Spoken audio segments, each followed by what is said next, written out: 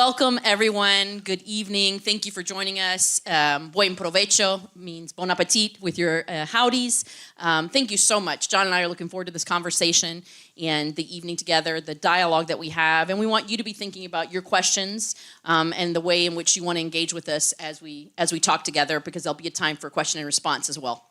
So we're going to start with a brief introduction a little bit, and also just an exercise in thinking about friendship. So I'm going to talk about a word or an image that sort of symbolizes friendship for me to start. I'd love for you to think about that for yourself.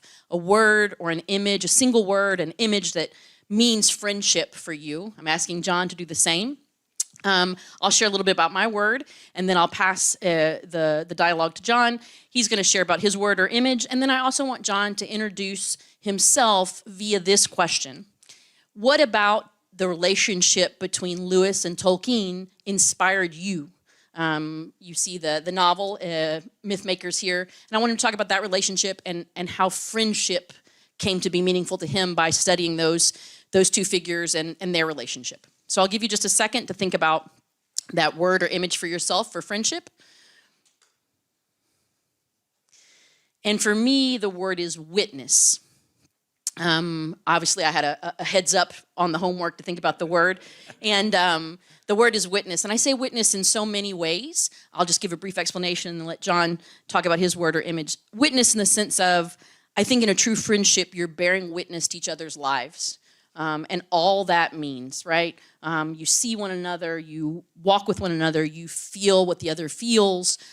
You are witness to their life in every way. And at the same time, they're a witness to your life.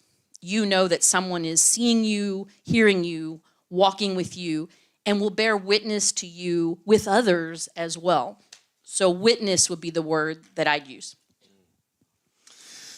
Yeah, it's a really tough question to boil it down to one word, right? I think probably the first thing you're thinking is like, how is this person qualified to talk about friendship? I am not a therapist. Guys, I'm a fraud, okay? I'm an artist. I like making comics. I like drawing. That's where I access all of the things that I like to think about and I like to read about is through images. And so a lot of the last 5 years I have spent thinking about friendship, and especially the word fellowship. And when we say fellowship in the context of Tolkien and Lewis, we tend to think of a particular fellowship and the things that they brought together in their journey and what that meant. So my word, I think, is steadfastness or long suffering, maybe. And maybe that sounds kind of like a bummer of a word for friendship, but the things I learned from Tolkien and Lewis was, first of all, you may not know the sort of history of their story. This is a graphic novel, okay? I sort of live in fear that there might be a real Tolkien or Lewis scholar in the audience, but I've read just like maybe 5 more books about them than you have, okay? But if you don't know the story, you know they wrote Narnia and Lord of the Rings, but they were not just friends. They were really like bros together. For like 25 years, they were the closest person in each other's life. And I think that really tells something about how their art was made and why their friendship was so important. In fact, I think we would not have Narnia or Middle-earth without their friendship. I think that's how important friendship was. And to me, that all came down to their steadfastness and their, in some ways, long suffering with each other. When you've had a friend a long time, you know exactly what that means.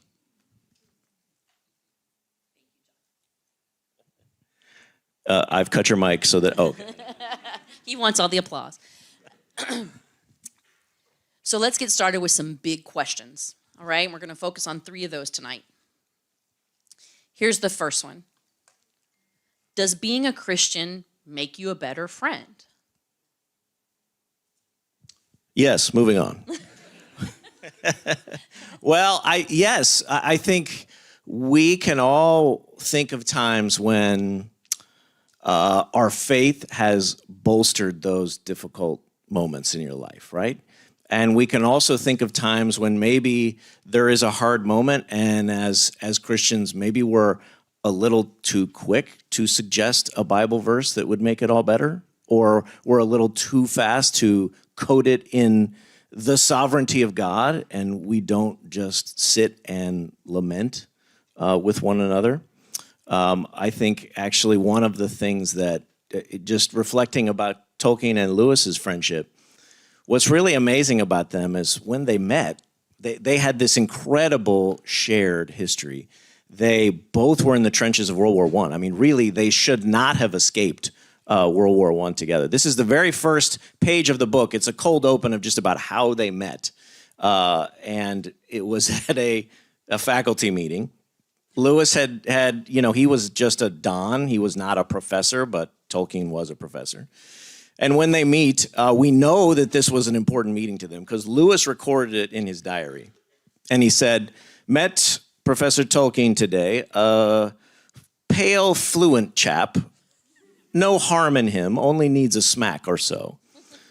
And that basically summarizes their entire friendship. But, okay, when they met, the equivalent of if you went into a meeting and somebody was wearing like a Wolverine t-shirt and you love Wolverine and you like walk over to them and you're like, oh my gosh, like let's talk about Wolverine. That's what they did. In this meeting, they talked about Norse mythology. And they basically just geeked out about Norse mythology because, of course, Tolkien had a reading club called the Coal Biters, where they read Norse mythology in Icelandic together. And he invited Lewis to join. Now, the key to this is that at this point in his life, his heart was really bitter. He had gone through the war. He was an atheist. He had seen the worst that humanity had to offer the world. But he had this weird tension in his heart. The things he loved the most in the world were imaginary. And so in his mind, he could not come up with any solution to the problem that anything that is real in the world is grim and meaningless. Anything that I love, like fairy stories, like the Norse myths, is imaginary. But Tolkien was a Catholic and gave him a lens to see the world in the right way. Scholar Alan Jacobs says, Tolkien did not convert Lewis. He allowed him to read the story the right way. And to me, that is what a Christian friendship can do. We give each other the ability to not just see Christianity as a collection of position papers, like, what do you think about whatever, fill in the culture war issue, right? But rather, what is the story? Because we are a story. And this is why Lewis loved the fairy tales. John, would you repeat that quote again? The Lynn's quote about the story the right way? We used to say that quote again? Yes, he said he learned to read the human story the right way. So thinking about that idea of witness, right? The way that can be interpreted through the Christian lens and the witness to the story of Christ, of who we are as human beings, of what we're supposed to be to one another. I think that's a witness in the friendship there, right? Thinking about this question still, right? Does being a Christian make you a better friend? What other worldviews could we think about? Where else do we see the ideas of friendship, community, unity? It's not just in Christian theology or Christian perspectives, although the Bible, of course, gives us many examples about friendship, gives us many verses about friendship. We have Proverbs, we have Galatians, right? Bear one another's burdens in Galatians. But we also have examples or antithetical examples, right? We have Job and his friends, right? Job might have needed some more support. Maybe not the best example, right? But that's the opposite, perhaps.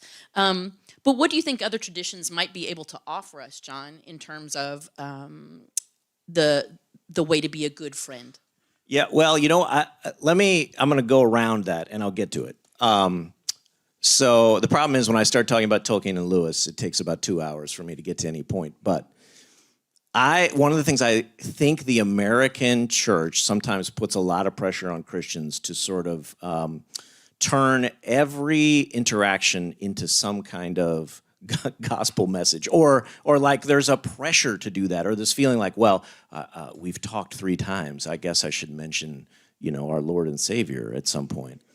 And I tell my students this, like, if you had a friend that you like really loved, and you really loved hanging out with them. But man, every time you got with them, like within 5 minutes, the conversation always came back to like helicopters.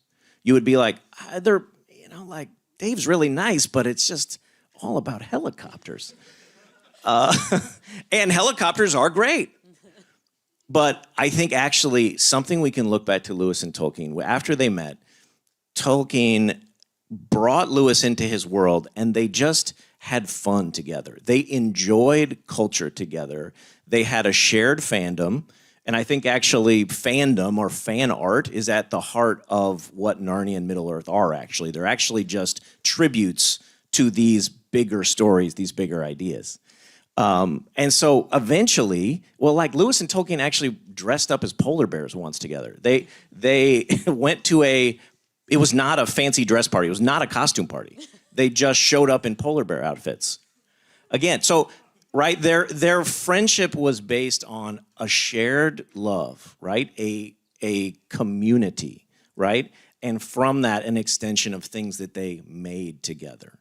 Right? So those are two things that I think actually can come back to what we can take from any faith tradition is how important community is. Because what religion is a way to have community outside of your blood family, right? And so it's something I say to I lead a graduate program, and artists often get told when they're young that you need to be careful of other artists. They'll steal your ideas, or they'll pollute your ideas so that they're not as good, right? And that is a false liturgy.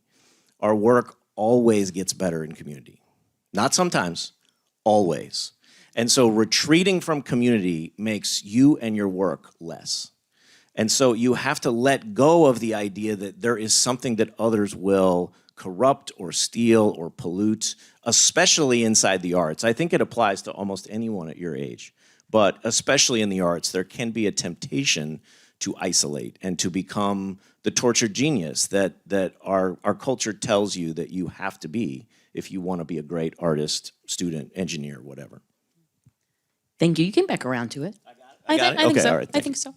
And to build off of that, I'll say I think you're absolutely correct about community and unity, which you mentioned. Unity is part of many faith traditions, and friendship is sort of our effort to create unity with others, those like us and those not necessarily like us. So I think that striving for unity and community is part of the Christian tradition, but part of other traditions as well. All right, ready for big question number 2? What do you think? Okay, thank you. Why not? What does it look like to be a responsible or accountable friend? We talk a lot about accountability. I hear that term a whole lot. In a friendship, what does that mean? What do we do? How do we embody accountability in a friendship, John? Well, I don't want to spoil this book for you, but no, the amazing story about Lewis and Tolkien is that they had this rich fellowship for so many years where they had this reading group called the Inklings. They would come together they met twice a week. This is one thing that everyone should take away from friendship is you have to be intentional and you have to have things that you stick to and you plan and you don't like flake out on. And so they met twice a week, 11 a.m. on Tuesdays. They met at the pub at Eagle and Child. So, okay, number 1, have beers at 11 a.m. apparently. No, I'm sorry, don't do that. And then the second time they met was Thursday night at Magdalen College in Lewis's quarters, and that's where they read to one another, right? This is where they really were vulnerable. They would bring things in that were not finished, and they would read them aloud. And Warnie Lewis, which was C.S. Lewis's brother, who was also part of the Inklings, said that to read before the Inklings was to face a howitzer with a pea shooter because they were really honest. Like, this was not the Mutual Admiration Society. They really put your peeps through the ringer. And so I think a good friend, when there is trust, when there is safety, can be honest and can really, when you have that connection, when you have that trust with one another, can say things that are sometimes difficult.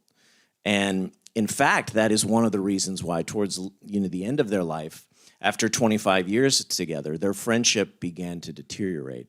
It began to decay and dim. And partially, they lost the ability to be honest with each other. Lewis got married to Joy Davidman and did not even tell Tolkien that this was happening because he feared that maybe Tolkien would be mad about that because Joy had been divorced from her husband who had been abusive. And so they were not being honest with one another. And so that accountability, that friendship, that is where the rift really came in their friendship. And really they died without having that fully resolved. And you see it in Tolkien's letters that Lewis died, he was ill, but it was kind of a very sudden death. And Tolkien was gutted by it. And he said in one of his final letters that Lewis's death had been an axe blow to the roots of his life. And I think he died with many regrets about things he was never able to say to C.S. Lewis.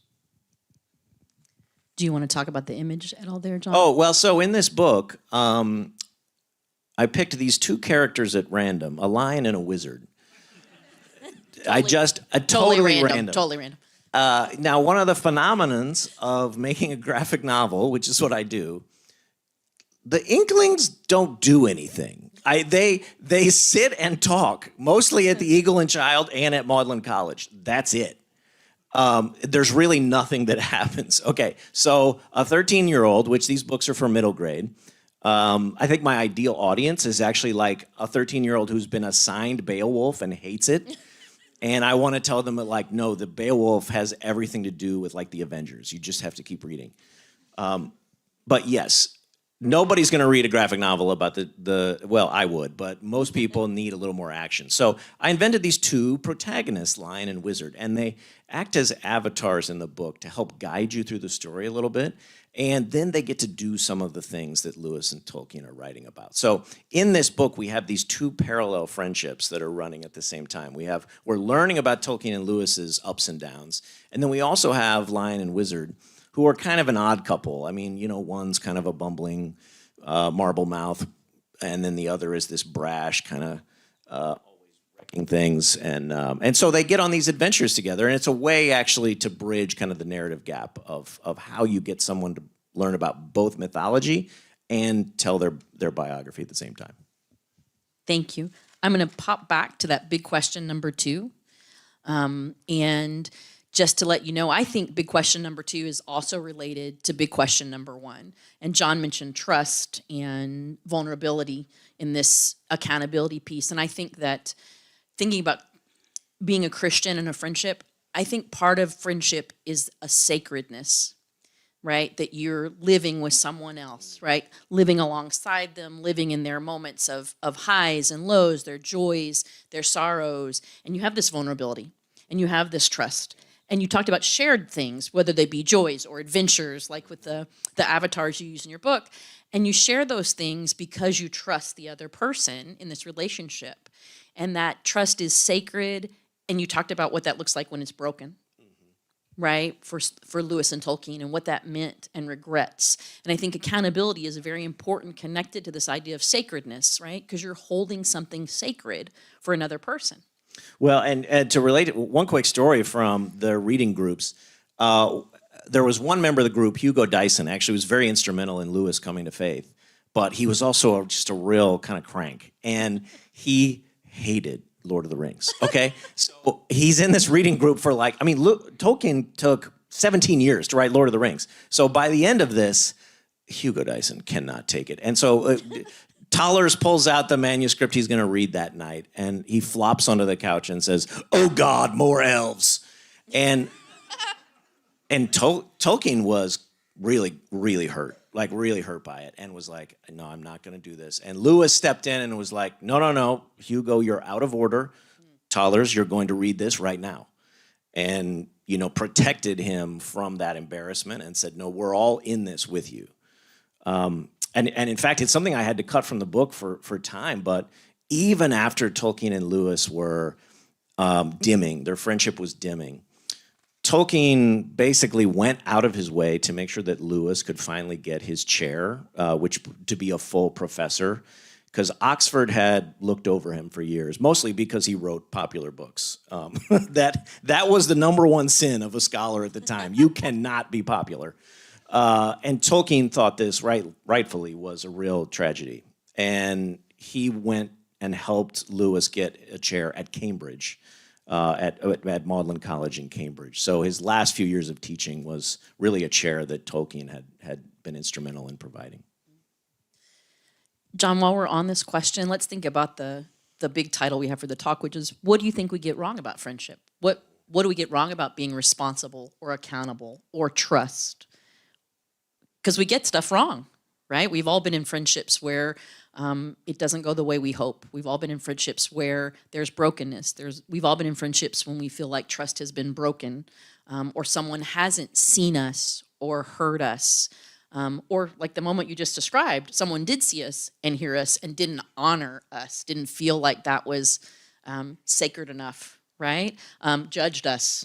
So what do we get wrong about friendship? Well, I think it's good to think about the paradigm of what you live in. We're all inside a particular moment. We live in a very individualistic society. Let's just imagine you told your parents you're moving across the country for a new job in New York City. What would they say? It would be like, wow, what a great choice. That's amazing. Congratulations. Now, replace that conversation with, I'm moving to New York City because I have some really good friends there that are really special to me, and we have a deep fellowship, and it's really important as a human being to have deep fellowship. They would think, that's not a good idea, right? We do not normalize making choices to prioritize friendship. It's actually seen as a kind of bonus. It's not the real story. And unfortunately, the Bible just tells a very different story about that. And that basically this is the reason why the church exists. And in fact, a previous book of mine, The Faithful Spy, about Dietrich Bonhoeffer, he was obsessed with this idea of the other, and that Christ is only present when there is another with you, right? And so that the church is the literal Christness in the world. And so his whole life, his whole ministry, his whole sacrifice was about otherness, right? And that is where Christ is present. So I just think even in your mind saying that making choices to prioritize fellowship, especially if you have a group of friends that is special, and I think we know when we're in those. I mean, you guys may be in friendships right now that you will know for the rest of your life, right? And those are real gifts. And I think you hit a very important point earlier about being conscientious, making an effort, being sure to be present, but planning that, right? There's spontaneous moments in friendship as well, but that they held these meetings, that they knew they were going to be together and engage with one another and had that to look forward to, had that to be accountable with, and spent that time together. That time is a huge element of friendship, I think. Well, and you're in the season right now in college where friendships are your family in many ways, and that's awesome. You have lots of time to spend together. And in some ways, the challenge of friendship comes in your 30s and your 40s when you have children and demands of work and family and all these other things, and still prioritizing friends, and not just as like, let's go and hit 18, like let's sit down around a fire and really catch up and be intentional in each other's lives. That takes a lot of discipline the older you get. Big question number 3. Are we ready? What do you think? Let's do it. We're flying through this. I think we're going to be done early. We're on time, John. We're on time. I'm sorry. All right. What is the connection between friendship and other kinds of relationships? For instance, romantic relationships. And you sort of started to lead us into this, thinking about family and transitions in life. So how are ships, if you will, related? I just am imagining my children sitting in the audience thinking that I'm giving relationship advice. So funny. So I met my wife in high school, and right, it sounds so awesome. It was amazing from the moment we met, right? No, we broke up 3 times. I broke up with her on Christmas. Oh. I know, guys. That's it, John. I know. I didn't plan it. You know, it's just one of those organic conversations. Anyway. Okay. No gifts. No gifts. Oh, it was after we did the gift exchange. And she said she knew later. She was like, I knew you were going to break up with me because the gift was so bad. But we've been married 25 years. So, okay, here's what I'm going to say. The life. Thank you. Yes. Applause. Yeah, I have come to learn this lesson over and over. I'm no expert in relationships, but I am an expert in graphic novels. Graphic novels are a mess, okay? They are a mess from beginning to end. Everyone asks me, what do you write first, the words or the pictures? And I'm like, yes. I don't know. I don't know how it happens. And every day I'm in the middle, like this project, Mythmakers, was 5 years in the making. And every day I would wake up and be like, this isn't working. Like, it's not working. I've now put 3 years into this. It's not working. And relationships sometimes feel like that. It feels like a mess every day sometimes. But again, that long suffering, that steadfastness, that is the point of it, really, right? It's not just to like, I feel great today, but a commitment. We see this in Lewis and Tolkien. They were committed to one another, and that meant everything, really, for the long suffering of their friendship. Do you want to comment on this image? Oh, well, this is a cutaway image from Eagle and Child. This is Lewis walking in with a bundle of papers, halfway probably between, various administrative duties or meetings he's skipping out on, dropping into the Eagle and Child, which it was their famous pub that is still there in Oxford today. Bird and Baby is what they called it. It is currently closed, and no one exactly knows what is going on. I think it's going to be renovated, and just everyone is hoping it's not going to be gutted on the inside. But if you walk through Eagle and Child, in the very back was the rabbit room, and it's a wonderful, cozy little room with a fireplace where they always did their hangouts. And here we have some of the regular characters from the early Inklings meetings. So we're going to go back to that big question number 3. And John and I have the blessing of having very different perspectives on this because I'm unmarried and I don't have children. And so you think about the ships and friendship and relationships. And so I think part of what I've learned through friendship is the way in which friendship translates to my familial relationships. I think I'm a better sister. I think I'm a better daughter. I think I'm a better aunt. I think I'm a better cousin because I practice in those relationships what I practice in my friendships. And I think it's the same building blocks that we've talked about: trust, accountability, sharing, being there. I have to be very conscientious because I live here in California, and you may have noticed that I don't sound like I'm from California, perhaps. I'm originally from Louisville, Kentucky, and so I don't have any family here in California. And I have to remember the time difference, right? 3 hours, which is just enough to be like, oh, they're eating dinner. Oh, they're going to bed. Oh, they're... And so this point of being conscientious, we have all kinds of technology now, which is very helpful with that, honestly. Being able to see someone, I mean, a phone call was great, but now I can look at my niece and nephew. I can look at my parents. They can look at me. And I can't tell you how many times it's been wonderful to say, oh, I want to show you something, and be able to say, here's this picture or this thing, or look at this or that. And those moments, they add up over time. And I think that's what I'd say about relationships in general, is that they're cumulative. And even when we get it wrong, we have this accumulation of moments when we've got it right. We have this trust, we have this sacredness, and we have this notion, at least in the Christian worldview, that we're going to forgive one another. But we also have these other things that we've accumulated and we can lean back into. We can remember why this person is dear to us. We can remember how they've supported us. We can remember who they've been to us, and they can remember who we've been to them. And so I think practicing friendship is always abundance, whether it be with my family, whether it be in a romantic setting. It's a practice of abundance. And and I think all these qualities you bring or skill sets you bring, they transfer very easily.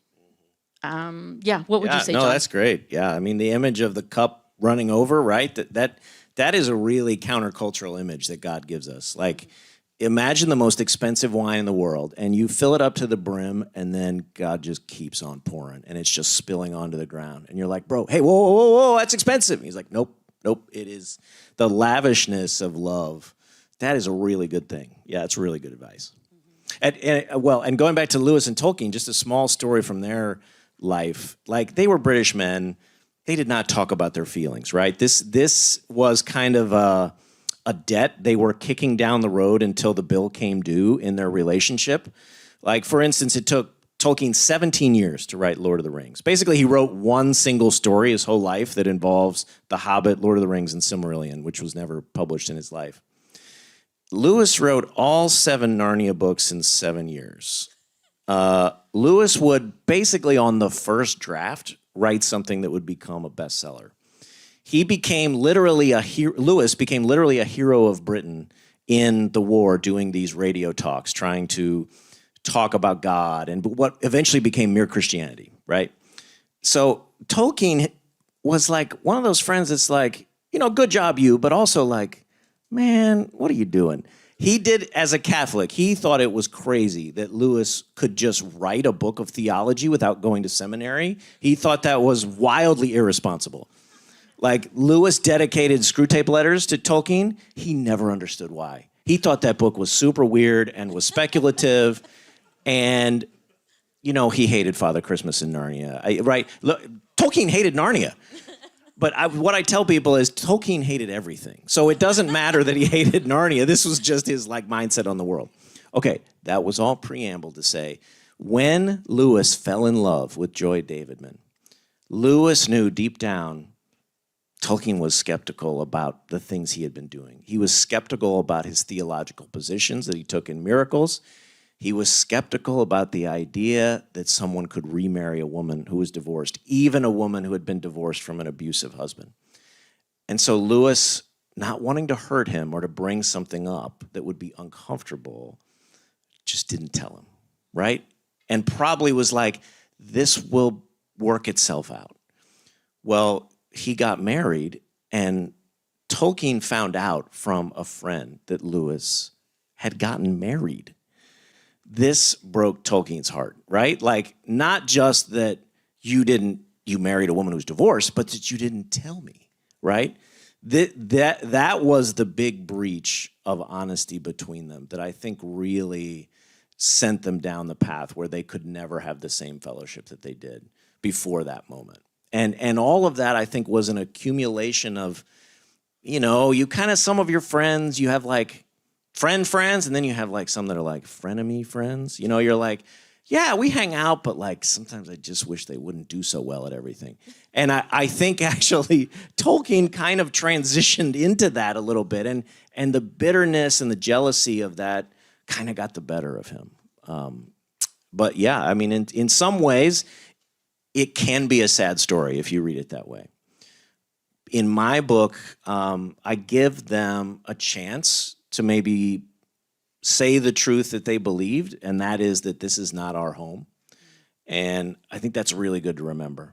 The new earth, that is the wildest thing the Bible has ever come up with. And we have to remember that every day. And Tolkien had this word for what he loved about stories. Don't worry, I've got only 30 minutes more on this topic. He called it the eucatastrophe. He said all good stories have it, and it's basically the anti-catastrophe. And in fact, one of the criticisms of Lord of the Rings, if you've read it, is that they're all over the place. Like, Gandalf comes on the third day at Helm's Deep. The eagles come to save Sam and Frodo. It's the idea that when things are at their darkest and there is no hope left, something happens and hope is back. And of course, Tolkien was obsessed about this because to him, the text of the eucatastrophe was Easter. And so I could not tell a myth about Lewis and Tolkien's friendship without a eucatastrophe. So I'm just going to say you'll have to read the book. Thank you, John. I think we stayed on time, pretty close. And we're going to come up to the Q&R. Some more dialogue, discussion with you. Questions for John, questions for myself, questions for both of us. And I think, Madison, are you going to give us a little? It's important that you change the A to an R. We do not have answers. Yeah, so we call it Q&R because it's question and response. maybe takes a little pressure off the two of our speakers here. But this is the fun time because you get to come up, state your question. Please share your name, your year, and your major, or if you're staff, your position. And you get to grill them. So ask your hard questions, whatever deep questions you have about friendship. We're going to have a mic stand here. So we'll just start a line down the middle aisle right here. And to kick us off, Jordana has one of these burning questions. Okay, so I've been listening to the questions, and hi, I'm Jordana. I'm a junior at Pepperdine studying natural science and physics.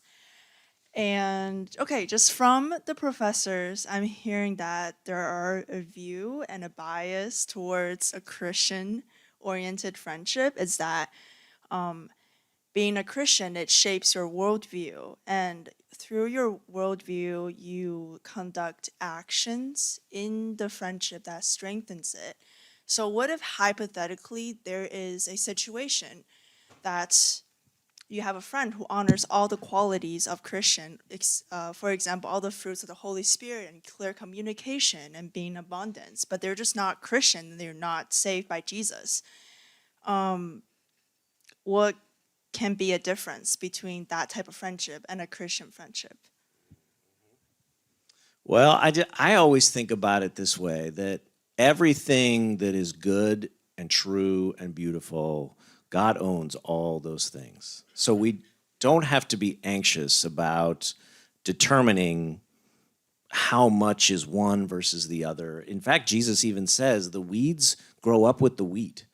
And that seems to really be a challenge to our idea that we need to separate our friends out into sacred and secular, or do that with any aspect of our life. I think that tendency, which is very Western, of like some things are sacred, some things are secular. This is what, listen, I think the Enlightenment gave us a lot of nice things, but it also broke a lot of things too. And it disenchanted our hearts, basically.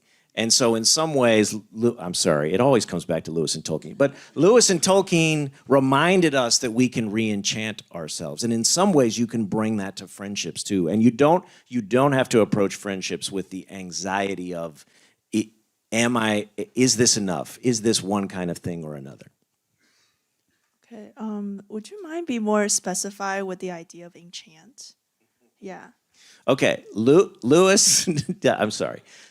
Lewis was obsessed with medieval cosmology, meaning that he loved the seven heavenly bodies of the medieval cosmos, right? Like the moon, Mars, Venus, Saturn, right?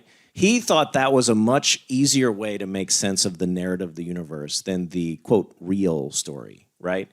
And he points out in several essays, like, actually, the thing you think is real right now is only real because we haven't discovered more information. So, like, we're all living in a sort of assumed reality about the world. And to him, the enchantment of the story, to use a Greek word, the mythos, that was what grabbed him in the world. And that bigger story, that is what enchantment is to me. And Lewis called it the discarded image, right? There is something made, ordered, and shot through with meaning, and every single blade of grass has it. Sounds I good. don't think I answered the question. Dr. Marshall, would you have anything to share? Sure. I think, speaking for myself, the only person I can speak for, my worldview is a Christian worldview, but I don't think I have a bias towards Christians for friends, if that makes sense. So I'm not looking for friendships only with Christians, but the way I view and interpret and live my friendship comes from my perspective, which is a Christian perspective. I think in my own life, some of the times in which I've grown the most, I've been most fully aware of who I am as a friend and who God is through friendships with people who weren't Christians, right? Maybe they were believers of another faith. Maybe they were non-believers. I have had wonderful Zoroastrian friends. I've had wonderful Muslim friends. I've had wonderful Jewish friends. And I've had people who are agnostic or sort of seekers and wondering. And I think sometimes the tension, like you talked about tension in the Inklings or in the friendship with Lewis and Tolkien, sometimes the tension is amazing in those friendships because you're truly trying to understand one another. You're very open to listening and hearing and trying to understand why your friend, this person you care so deeply about, believes differently than you do. Because you do trust them, you admire them, you see something of great value and worth in them. So you want them to explain to you that piece, and you grow, right? And you also in turn have to explain to them why you believe what you believe. That's one piece, so I've grown a lot in that. But I also believe that Christ created us all, or that God created us all as children, and that these other humans have this amazing worth, this dignity, and that we are all seeking community. Whether they're seeking it with me on a spiritual level as another Christian, or they're just seeking it with me on a human level. And that is a tremendous moment to come to and realize that I can sit with someone and know that we believe very differently and yet are in community, true, real community, relationship with each other. Can I do a really quick story? When I was in graduate school, I dated a fellow who was from Lebanon. And he was Muslim, and he came to visit my family. And I remember, so my parents didn't grow up in the church, and my parents actually got baptized after I came to Pepperdine, which is, I think, a pretty incredible story. And anyway, so my Muslim boyfriend at the time comes, and he's staying at my parents' house with me, and there was a moment when he needed to pray, and so he asked my dad, which direction is Mecca? We're in Louisville, Kentucky. We don't know, right? And my dad, honestly, the effort to which my dad went to figure that out was so humbling to me in that moment. And that's what I mean about growth and sort of sacredness and seeing each other, right? And that's a memory I'll have forever of my parents and humility and the person I dated and this notion of just being in community and honesty with each other and sharing this moment. And it was really meaningful. And that moment would have never happened had I not been in a relationship with him. And so, yeah, I think we can grow tremendously from that. Wow, thank you so much. Yeah. Hi, I think I managed to get to the front of the line. You made it. You made it. My name is Noah. I'm a sophomore. I study economics and international studies. I really was struck by the Wolverine shirt example from the beginning. When I think about friendship, there's something there that you mentioned about steadfastness and long-sufferingness, those things that I would probably class under unconditional love, at least under the Christian worldview. But there's also those parts of friendship that are kind of the Wolverine shirt or the shared Norse mythology. What place does conditional or unconditional love have in a strong friendship? Yeah, I mean, you don't meet someone on campus and throw a Frisbee with them and be like, man, I just want to commit my life to being friends with you for the next, right? That's Forever. I mean, maybe you know what? Maybe that happens. I'm not gonna put God in a box, but I think generally it starts with these shared loves, because the things we think about, the things that we do, those are, you can only. I tell this to my students all the time. You can only think about something for so long before it'll show up in your artwork. So, like where our heart and mind ruminates is, what our work is. Annie Dillard famously said, the way we spend our days is, of course, the way we spend our lives. So these tiny things that you do every day are actually who you are, right? So I don't think it's crazy at all that you start with Ultimate Frisbee and Wolverine and then realize that those shared connections allow you to take those leaps to deeper moments. I think that's healthy, yeah. I think it probably relates to building trust, too. You do small things together. You do things that seem perhaps not so weighty, so meaning-laden. And then there's a lot that comes from just spending time together. Well, and it's funny, I had a pastor tell me this, and it's not always true, but it was helpful to me, is that oftentimes when women are in friendships, they will sit down at a cafe and look at each other and talk. and that guys, they're often like, they want to be at a baseball game. They want to be shoulder to shoulder instead of face to face, right? So again, that's gendered. It's not always true. But I'm just saying for me, I don't think I have ever taken a friend out to coffee and talked, but we will go to Topgolf. We will go to a baseball game. Honestly, a road trip is awesome because there's an activity, there's music, you're both staring out the windshield, but you can talk, right? So, pro tip, go, don't look at your, yeah, it's fine. That says more about me than anything else, okay? Thanks for your question, Noah. Hi, my name is Julie. I work at the Hub for Spiritual Life here. And I'm wondering, thank you guys so much for being here. This is really a great talk. Thank you for being here. Oh, thank you. I'm happy to be here. I'm wondering what you think friendship looks like in a world where our developing dependency on technology and artificial intelligence, both for friendship and for our daily lives, is just becoming to look a lot more like friendship. Like our relationship with technology is growing a lot in just the amount of time we spend with it compared to the amount of time we spend with our friends. So. Oh man, I don't have an answer for that. I think that's something that really is sad to me and scary, and I think all of us have to acknowledge our own sort of phone guilt, but also that like these things are designed to be visually addictive. So on some level, you can't blame yourself. I think it goes back to intentionality, set times and, make sure you're going places where you're going to sit at a cafe, you're going to go hang out with someone, and you're going to play a board game, and the phone is going to sit over there. I don't think there's any way around it. You're not going to accidentally not look at your phone. It's designed to do the opposite. But yeah. I think your point about intentionality is probably more important than anything with this topic. I also think we have to realize technology can be a great tool, right? And think about the way we can, the word they always use, leverage. But how can you use technology to grow a friendship? In what ways might it serve us instead of us being served, through technology, right?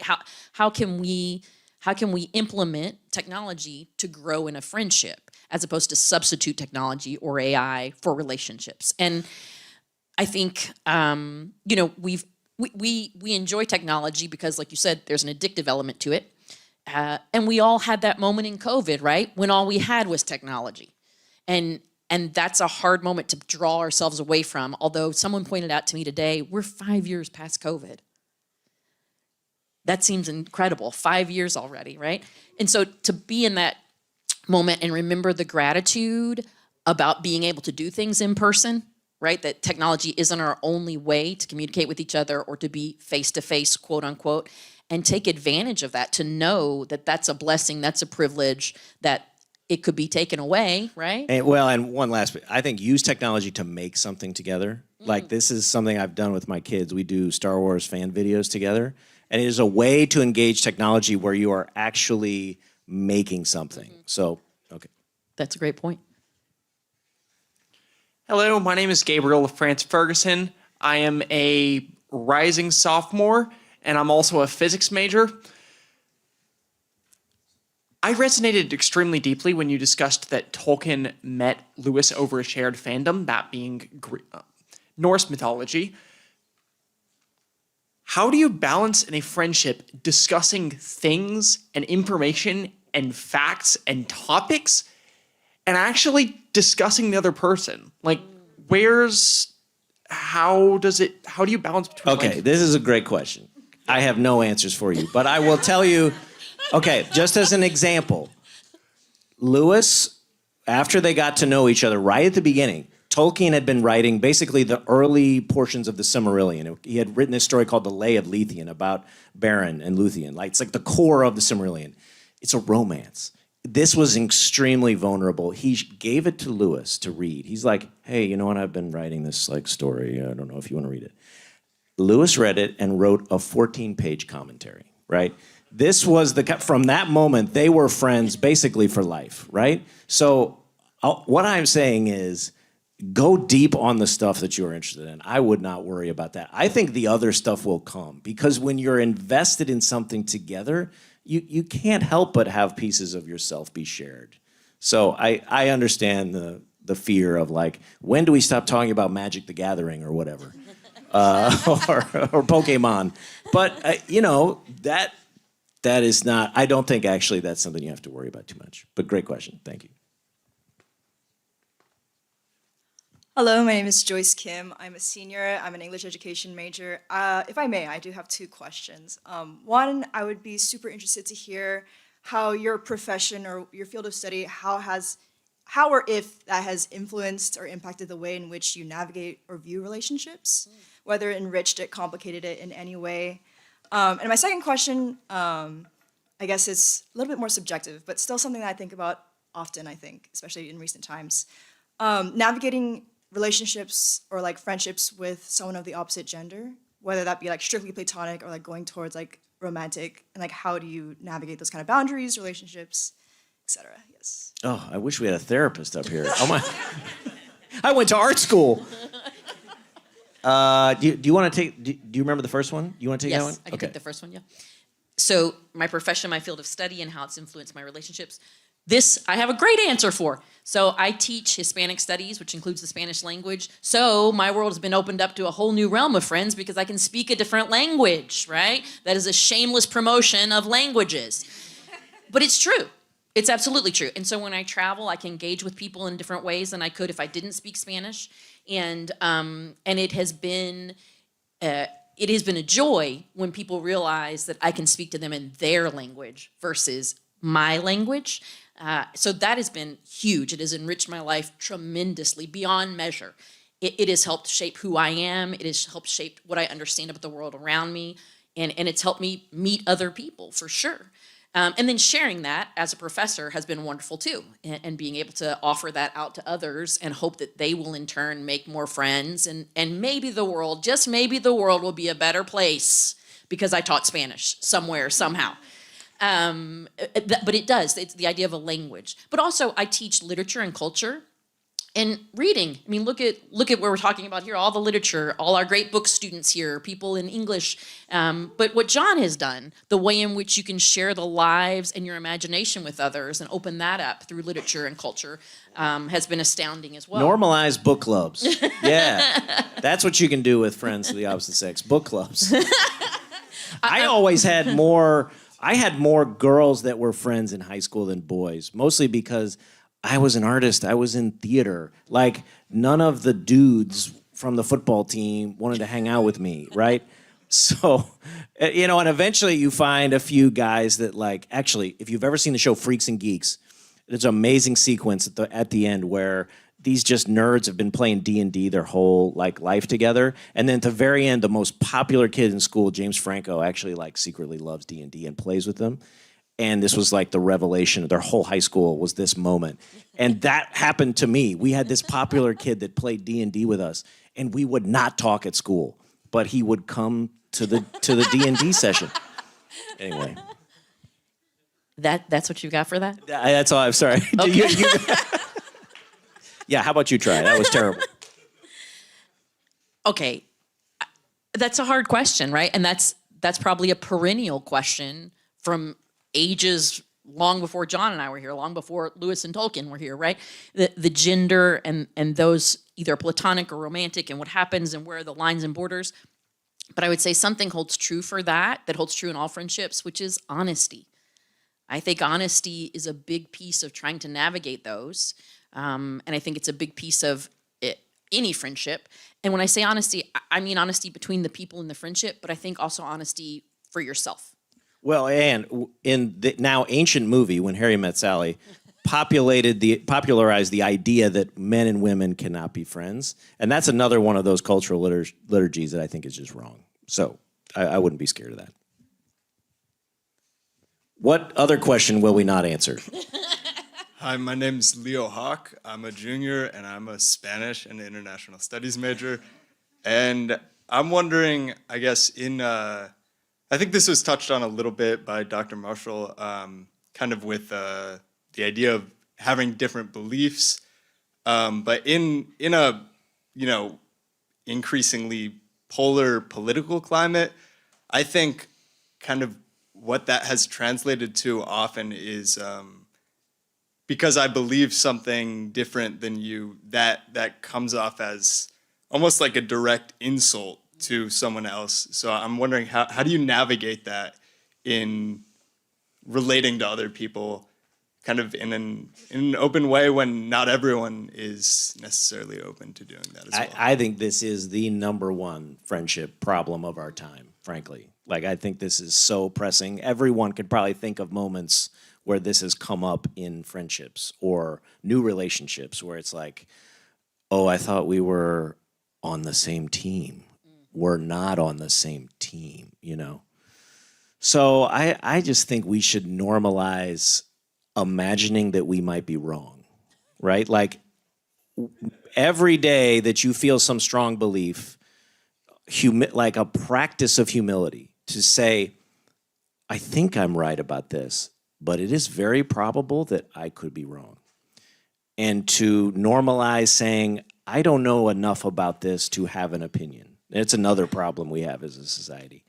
I think it is great to have friends that are very different than you. And if that challenges you, I mean, there are, of course, you need to protect yourself. You need to be responsible. Some people you just need to be not around. But the idea that you could be in fellowship with people that you don't agree with 100%, it's kind of the idea of the church, actually. Like, that should be more normal to us. But in America, we've all sorted ourselves in denomination and political parties, so there's a lot less opportunity for that.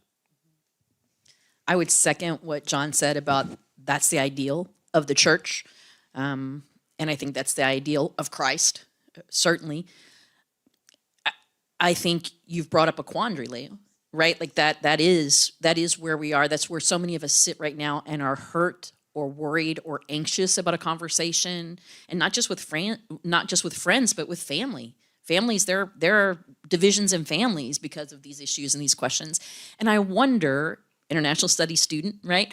I wonder, and you mentioned here, I wonder, is that something unique to the United States, right? In this moment, maybe not forever, are we particularly polarized? Are we particularly divided? Are we particularly sensitive? And if so, what lessons can we learn from other cultures? What lessons can we learn from other nations? What lessons can we learn, right? That's a question. I think also when you started to talk, the first word that came to my mind was humility. And you went through what you said about humility there and imagining the possibility of being wrong. I think also to imagine the possibility that your knowledge is partial, that you are limited by all sorts of things. Your age, your moment in time, meaning historically, where you've been, what you've seen, what you've read, what you haven't seen, what you haven't read, and that perhaps the person with whom you're speaking has an experience so distinct from yours that has brought them to this moment, to what they believe, that it's worth listening to them about that, and thinking, well, now that I see where they're coming from, what they're saying, though I may not believe it, seems to make a lot of sense from their point of view, right? I'm not trying to be convinced of it, but I can say I see how they got from A to B to C to D. And I think that's a big thing, and I think that's a hard thing to do as a human. Mm-hmm. And I have a theory that the dating apps are turning our brains into, like, what categories are you? You know, just you're a collection of position papers. I need to know the list of them before I can even continue on to the next, to make it to the final boss. You got to make through all of these stages. And that is not how relationships are supposed to start, Yeah. No.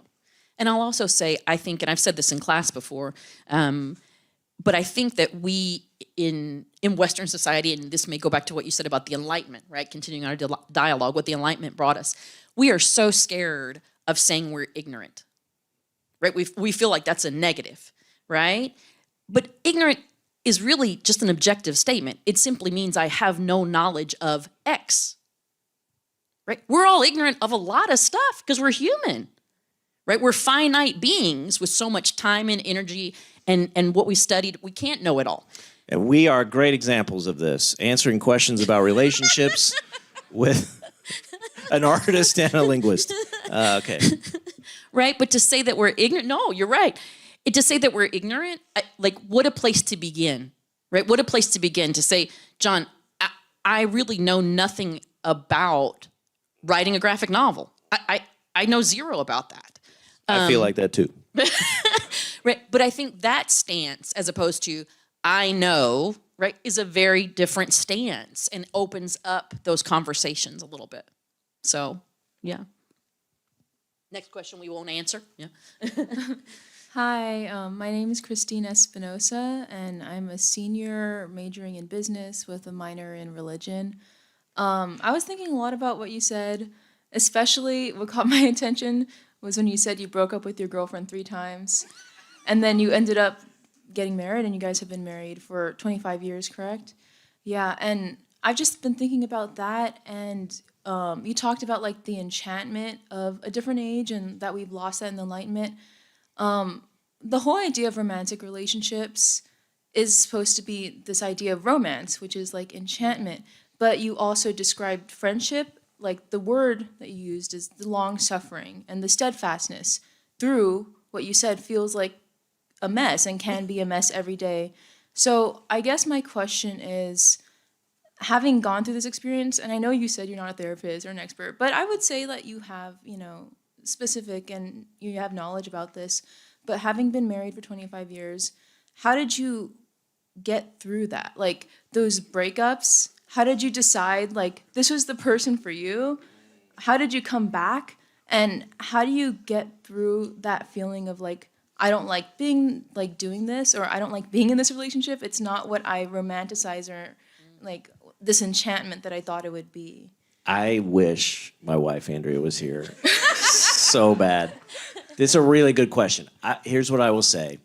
I think that being a young person right now is really, really challenging. I think you all have a real narrative crisis.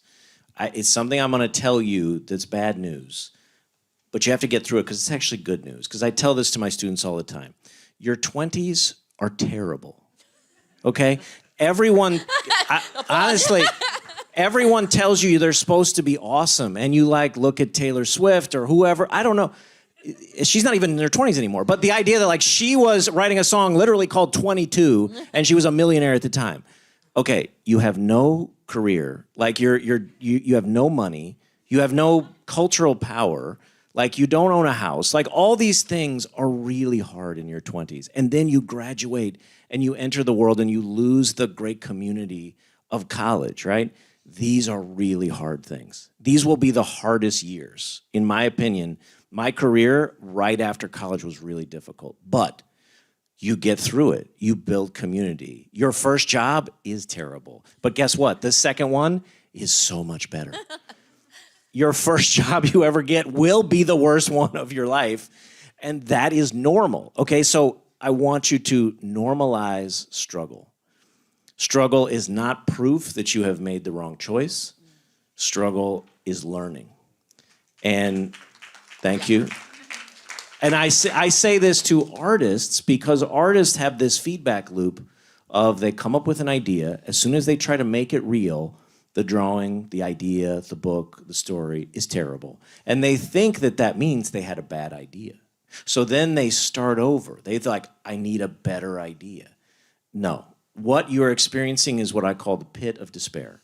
And it happens with every project. You have to go through the pit of despair. The only way out is long suffering. You have to work to slowly write, draw, compose your way out of the pit of despair. And the only way we make good things, for some reason, good art resists being made. I don't know why this is. It does. It does not want to exist. You have to fight for it to exist. And it's the same in relationships. Everything that will be valuable in your life will require pain. And that stinks. Nobody on Instagram wants to tell you that. But if you can suffer well, and that's what actually Christianity is about. It is not about alleviating suffering, it is learning to suffer well. Suffering well is how we get all the blessings of our life, believe it or not, even in even in graphic novels. Amen. I would agree with John, and I'm not married. And I think part of long suffering is also realizing that generally speaking, right, we're generalizing here, but there's going to be another side. You're going to get through to the other side, right? Whether it's the art, whether it's the relationship, whether it's the degree, right? Whether it's the test, right? There is another side, which is ultimately also the story of Christianity, right? The new earth, but that it is just for a season and that it will not last forever. And you will be different on the other side, and that different will be a lesson learned. It will be something accomplished. It will be having moved through and being able to say, even if nothing else, I moved through that. And I think one of the beauties of friendship, since we're talking about that, is you have people with you, right? And that's in this marriage, but there are people with you, alongside you, people to support you, people to listen to you, people to lean on, people that are willing to walk with you and bear your burdens. And that helps. That really does help.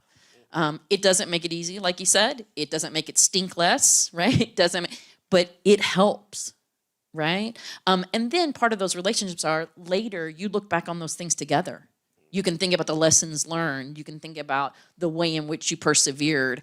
And ultimately, and this is one of the great lessons I think in my life, I think sometimes you suffer through something and then you meet someone who's having the same suffering, and the way in which you can be present for that person is beyond measure beautiful, right? To say, I know what you're feeling. I did this. I walked through this. I was really literally in your same place has so much meaning. That notion of empathy, I think, is wonderful.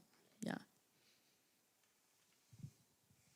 Hi, my name's Liam. I'm a freshman who studies psych. And I was just wondering, I was really struck by... You should be up here, Liam, giving these answers, right? Like, No. Yeah, yeah. But I was wondering, I was really struck by how you were talking about Tolkien and C.S. Lewis's relationship and how it was rocky, and like through all those years they still stuck together, even though like they had their struggles. And I was wondering, when do you walk away from a relationship that isn't healthy for you, or a friendship, and how do you do that? How do you cope with feeling the guilt and just, feelings like that?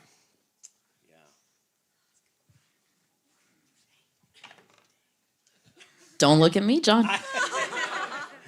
You want to go? I mean, my wife is a therapist, and I say we should all go to therapy. Everyone can benefit from therapy. I don't win any arguments anymore, but she went to get her master's in counseling over COVID, and so I think actually one of the things I've seen in young people, I get a lot of young college students in my office, and having healthy boundaries is really important, but also not weaponizing the language of therapy to somehow protect yourself from all possible injury in life. I think that's also one of the dangers of being so worried about being hurt that you prevent yourself from actually living life. Lewis talked about this, that the one way that you will never experience heartbreak in the world is to never love. And that's a dangerous place that unfortunately our technology makes pretty easy to isolate yourself away from the pain that is inevitable in all good relationships. I think actually that's important to say, that pain, heartbreak, argument, breaking up on Christmas will be part of every healthy relationship. Liam, I think that's a great question. And I think it's a hard question. I think, again, we talked about honesty, accountability. I think trying to maintain those through a relationship will help with that moment. I think also, as John said, there are hard times, there are struggles, there are disappointments in friendships. And I think you have to be honest with yourself about those and honest with the friend. I think communication is a great, it's both a result of friendship and a needed quality in a friendship, right? And I think communication helps with that. But I think sometimes we do reach that point in different relationships. There's an amazing book called How to Stay Married. I know it sounds like a how-to book. It's a memoir by Harrison Scott Key that is hilarious somehow, but just is about the story of long suffering he had with his wife after she had an affair and wanted to leave, and he fought for them. And it is really, it's an astonishing book. It's funny, and yeah, it's a really great read. I would say, Liam, the ultimate response I have is to try and be, if you decide it's time, if you have those feelings, those questions, you've struggled through that, you've discerned, to do that with love, right? Because that should be the basis of the friendship, and even the end of the friendship should be done with love, to try and maintain whatever goodness has come from it, to not destroy that in the separation, if that makes sense. And that's an easy thing to say, do it with love. What that looks like is a harder practice, I think. Yeah. We're just going to take one more question, and then everyone else afterwards, if you have a short question you want to just fire, then prepare those. This better be good. No pressure. Okay, my name is Anastasia Grechkina, and I'm a freshman majoring in business administration. And so here's my thought about honesty. So what do you think? Do you need to be 100% honest every time in every situation, even knowing that this honest truth will hurt your friend? This is the word that no one, like, it's not romantic, but like discernment, right? Discernment is really important, and it's actually really important in the Christian life. And it's like cousin is wisdom. And unfortunately, wisdom usually only comes with a lot of bad experiences. So again, it seems like I have a theme here that like things are going to go poorly for you. But discernment in that situation, we all know there are times when, like for instance, I'm an art teacher. People pin work up on the wall that they've spent a long time working on. And one of the things you have to do in art school early on is teach people that they are not their work. They are making something that is not them. We can talk about that thing they made and not be talking about their personhood. But it is, in practice, really hard to separate those things. So there are times when I see a piece on the wall when there are 200 things that are wrong with it, right? I cannot go through all of them for the sake of this young artist's heart. So you pick the thing that is going to help them the most in that moment. Not because I'm going to make the piece better, but they need just that little thing to be able to take the next step of growth. And so that is a form of discernment. And I think when you are with friends, there is that moment too, where you're like, I am going to be thoughtful. I'm going to be loving. And remember, loving in this, for the sake of a Christian, is a cruciform shape. It takes the form of the cross. It is self-sacrificial. That is how you approach honesty, I think, is with discernment. Thank you. Thank you so much, guys, for all your questions. Yes, round of applause, round of applause. Excellent questions and responses. Yes, one question I see.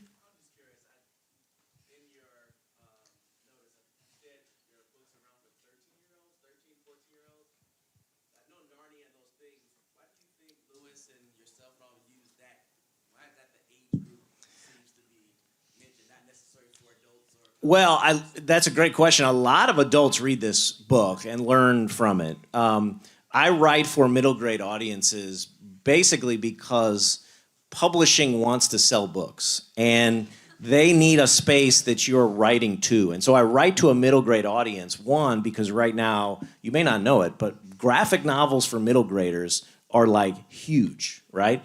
And so basically every publisher wants to have something in that space. But, you know, honestly, I really write for like really smart 13-year-olds. So if you are a 13-year-old and think of yourself as a really advanced reader, you're going to love this book. No, that's a very good question.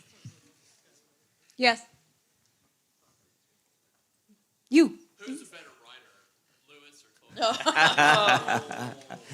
Tolkien? if you gave me like their catalogs on a desert island, I mean, I'd probably go Lewis. I am more like him in temperament, so I tend to resonate with his view of the world. But in terms of pure prose, like there are passages in Lord of the Rings that I cannot get through without weeping. So I think just pure prose, it's probably Tolkien by a hair.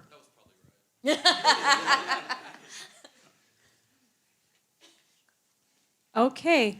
If we're done with questions, then a big round of applause to our speakers, please.